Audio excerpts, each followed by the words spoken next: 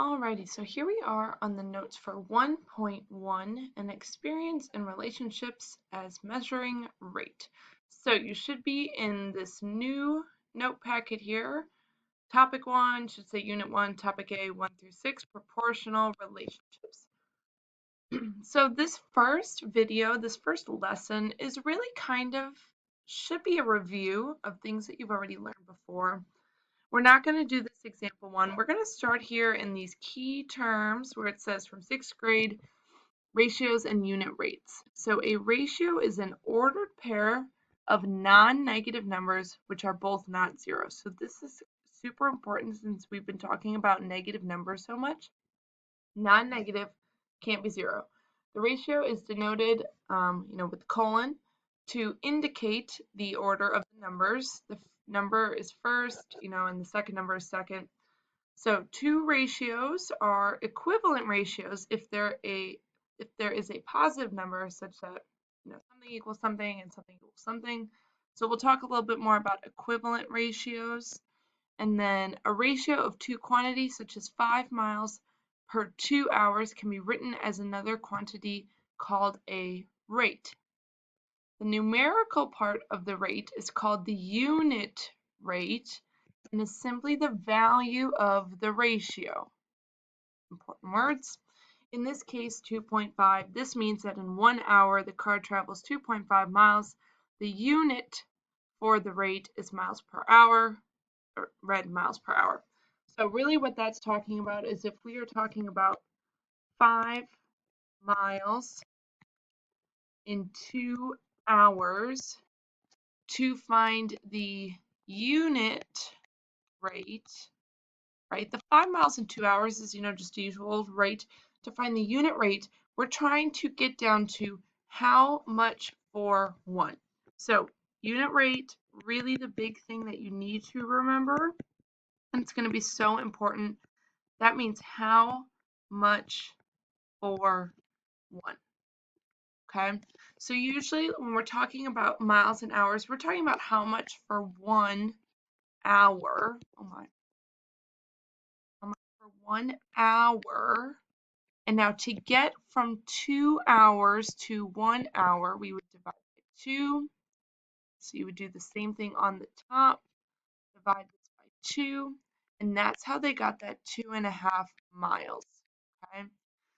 So when we talk about how much for 1, it's usually like how much for 1 hour, 1 minute, 1 second, 1 foot, 1 mile, things like that. Okay? So those are the big things from last year. If there are things in here that you are still confused about, you should ask. Okay? And that's probably going to happen, especially some of my, my first timers in Accelerated, or, maybe your class just didn't get to it. Okay? Now on the next page, example 2, are class by gender. So we have this table here, create a pair of equivalent ratios by making a comparison of quantities discussed in the example.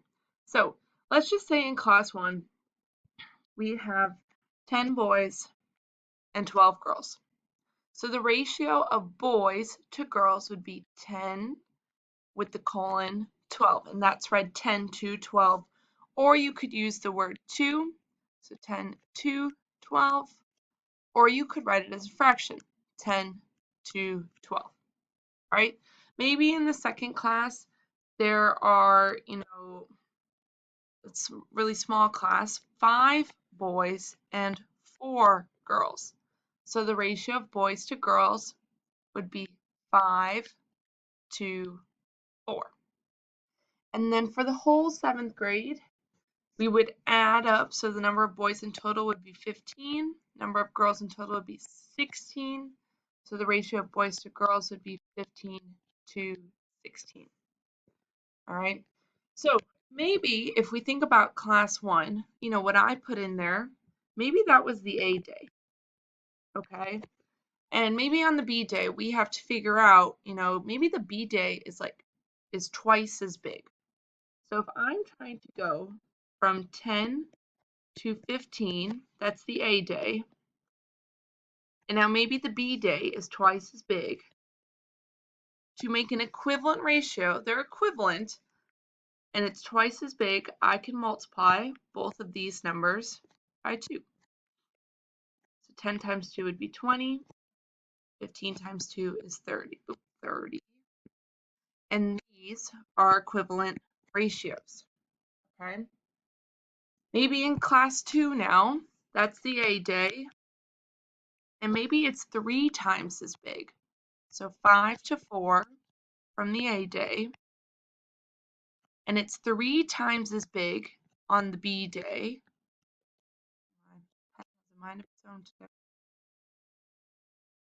So that means I can take both of these numbers and multiply them by 3 and get 15 to 12, and those are equivalent ratios. Now, if I took my 5 to 4 and I multiplied one side by 2 and one side by 3, those are no longer equivalent ratios, okay? That is not equivalent. So the goal, just like in a lot of other things in math, is that what you do to one thing, you're doing to the other. Okay, it's got to be balanced. So that's a little bit on equivalent ratios. Another big question here, exercise 1, which is the better buy? Okay, and this has to do with the unit rate, which we talked about on the first page. So Value Mart is advertising a back-to-school sale on pencils. A pack of 30 sells for $7.97, whereas a 12-pack of the same brand costs $4.77. Which is the better buy? So we've got $7.97 for 30 pencils. And then we have $4.77 for 12 pencils. So when we're doing things like this, we don't want to know how much for $1. We want to know how much for one pencil. All right, the unit rate.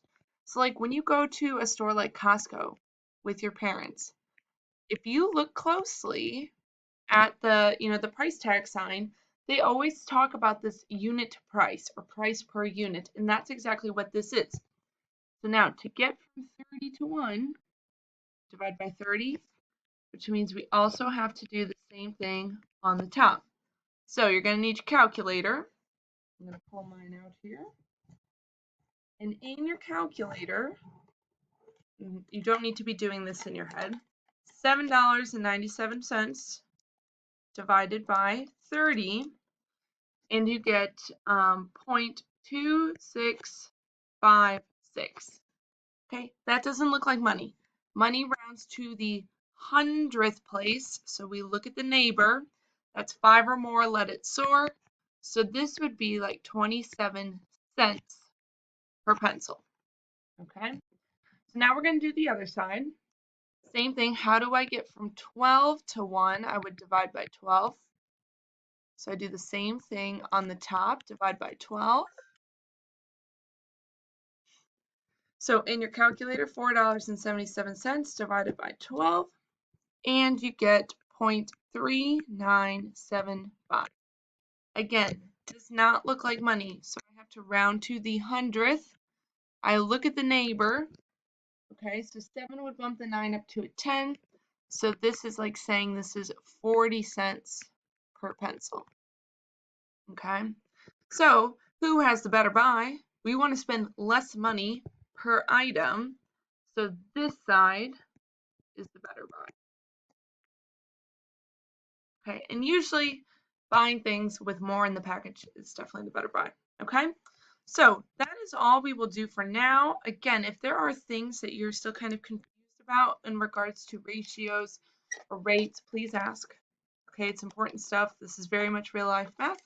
But that's all we'll do for now. We'll do some more practice together in class.